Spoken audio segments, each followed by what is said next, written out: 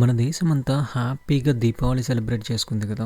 కానీ ఒక విలేజ్ మాత్రం ఉన్న లైట్స్ అన్నీ ఆఫ్ చేసి చీకట్లో ఉండిపోయింది. కొన్ని దశాబ్దాలుగా ఆ విలేజ్లో అదే జరుగుతుంది. ప్రతి దీపావళి రోజు వాళ్ళు ఉన్న లైట్స్ అన్నీ ఆఫ్ చేసుకొని చీకట్లోనే ఉండిపోతున్నారు. నమ్మట్లేరు కదా, కానీ ఇది నిజం. ఎందుకు ఏంటి తెలుసుకోవాలనుకుంటున్నారా? Welcome to my channel. Himachal ప్రదేశ్లో హమీర్పూర్ అని ఒక డిస్ట్రిక్ట్. ఆ డిస్ట్రిక్ట్లోనే సమూ అనే ఒక విలేజ్ ఉంది. ఈ విలేజ్లో పీపుల్ ఆల్మోస్ట్ ఒక 100 years నుండి దీపావళి సెలబ్రేట్ చేసుకోవడం మానేశారు. దీని బ్యాక్గ్రౌండ్లో ఒక హారిఫిక్ స్టోరీ ఉంది. అది నేను మీకు ఈరోజు షేర్ చేయాలనుకుంటున్నాను. ఆల్మోస్ట్ ఒక 80 to 100 years బ్యాక్ అనుకుంటా ఆ విలేజ్లో దీపావళి సెలబ్రేషన్ జరుగుతుంది. ఊర్లో వాళ్ళందరూ చాలా హ్యాపీగా దీపావళి పండుగ జరుపుకుంటున్నారు. కానీ ఒక ఇంట్లో ఒక ఆమె మాత్రం తన హస్బెండ్ వస్తే దీపావళి సెలబ్రేట్ చేసుకుందాము అని చెప్పి తన కోసం వెయిట్ చేస్తూ ఉంది. అతను సైన్యంలో పనిచేసేవాడు.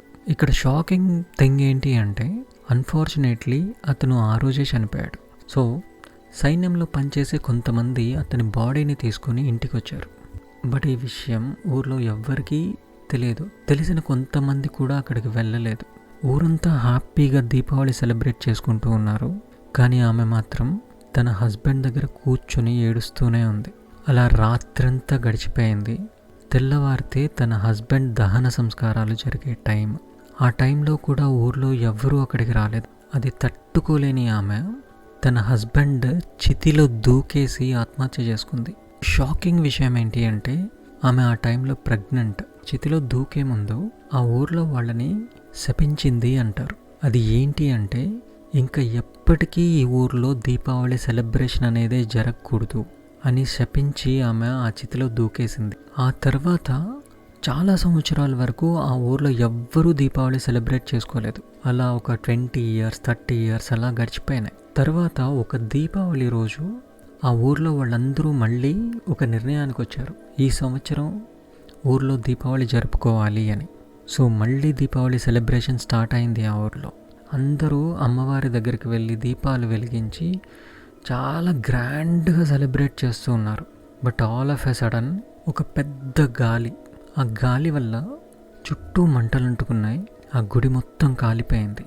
అంతేకాదు ఆ మంటల్లో చాలామంది చనిపోయారు. ఆ క్షణం వాళ్ళకి ఒక విషయం అర్థమైంది. అది ఏంటి అంటే ఆ ఊరి మీద ఆమె శాపం ఈ రోజు కూడా ఉంది అని. ఆ తర్వాత ఇంకెప్పుడు వాళ్ళు దీపావళి సెలబ్రేట్ చేసుకోలేదు. కానీ ఆ ఊర్లో ఒక పర్సన్ ఆ నెక్స్ట్ ఇయర్ అమ్మవారి గుడి దగ్గర నైట్ టైం ఒక దీపం వెలిగించాడు. ఆ దీపం తెల్లవారే వరకు వెలుగుతూనే ఉంది. ట్విస్ట్ ఏంటి అంటే ఆ దీపం వెలిగించిన అతను మాత్రం తర్వాత ఎవ్వరికి ఎక్కడా ఎప్పుడూ కనిపించలేదు. సో అది గైస్, ఆ తర్వాత వాళ్ళు ఎప్పుడూ దీపావళి సెలబ్రేట్ చేసుకోలేదు. So that's it guys. ఇంకో ఇంట్రెస్టింగ్ స్టోరీతో welcome back. Please subscribe my channel. Thank you so much.